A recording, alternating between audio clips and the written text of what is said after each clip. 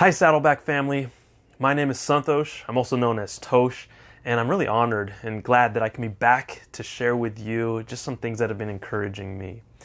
A little over a year ago, my daughter started doing jiu-jitsu, and that actually inspired me to give it a shot and try it out. Now, if you haven't ever done jiu-jitsu, it's basically a martial art that incorporates wrestling or grappling or rolling in order to control the situation or control the other person by using locks or chokes and different positions. Now, the first time that I ever did that, I remember it didn't take long for me to realize that somebody who knows a little bit about this, they can turn you into a pretzel pretty quickly. They can tie you up in a knot before you realize what's going on. And it can be intimidating because, they'll roll on you, put pressure. There are positions where you feel like you can't even breathe. You can get twisted up. You can get in painful positions. And it can feel like, man, what is going on? And a lot of people actually don't even want to come back. They get intimidated or they get scared about that and they don't want to be back to learn more. Now, what I want to say is that there's a really powerful principle that I noticed in that, because it depends who you're wrestling with or what you're grappling with to determine whether you're going to be at peace in that situation or at calm in that moment. What I mean by that is when I'm grappling with somebody who is more advanced than me, if I go up against a black belt, a master, I should be terrified because they could probably choke me out in a matter of seconds or snap my ankle, do something pretty horrendous. But I'm not terrified because they're not an enemy. They're not an opponent that's trying to hurt me. When I'm going up against a master, a teacher, yes, they have that ability to hurt me. But their goal is not to hurt me. Their goal is to teach me, to train me, to develop me. And though they may put pressure on me or put me in a tight situation, they want me to learn so that I'll be better equipped for when I need to be able to handle those situations. That's pretty powerful. Now, there's this concept in jiu-jitsu called submissions. And you learn how to put somebody in a position where they will tap out and say, okay, you got me. Now, when I first heard submissions, it's easy for somebody to think, well, submitting is giving up. But that's not the case. Submitting is giving in to the control of somebody else. And that might seem like it's the same thing, but here's the difference. Especially when you're learning, when you're with somebody that you trust as a master who's going to teach you, it's actually good to be able to tap out and say, okay, you got me.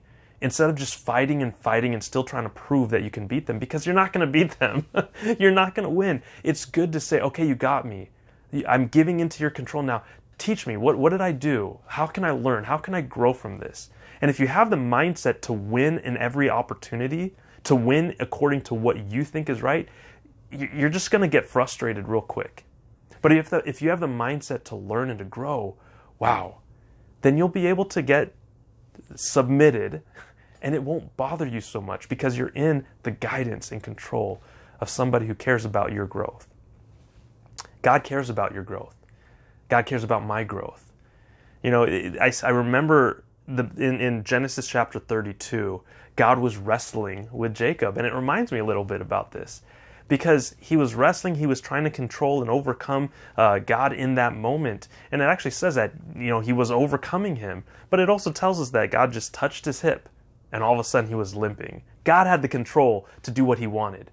But God's desire, even in that moment with Jacob, was not to just humiliate or to embarrass or to hurt him even. His desire was that Jacob would turn to him and actually desire to learn and not just try and win in his own way.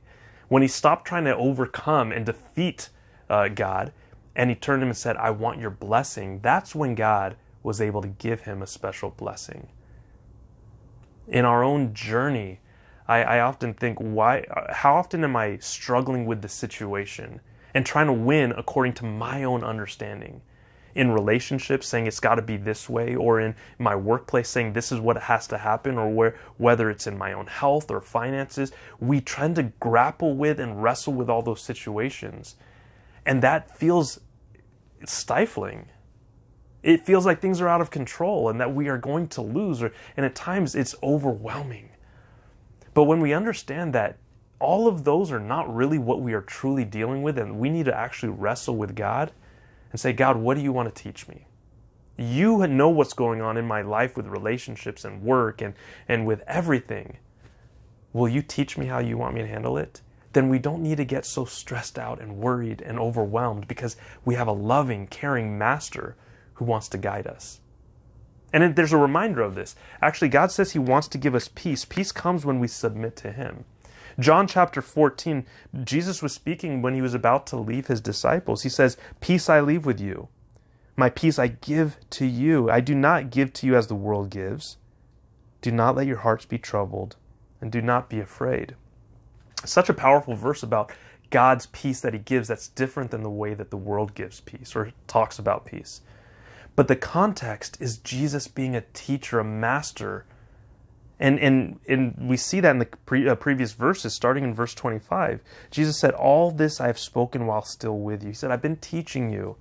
But the Counselor, the Holy Spirit, whom the Father will send in my name, will teach you all things and will remind you of everything I have said to you."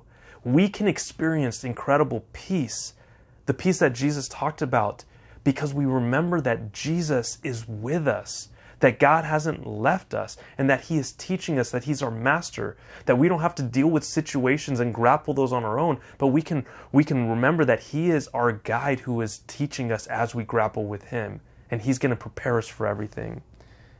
This idea of submission and trust is so important. We look at Isaiah chapter 26, verse 3, and again it says, "You will keep in perfect peace him whose mind is steadfast or focused on him, because he trusts in you."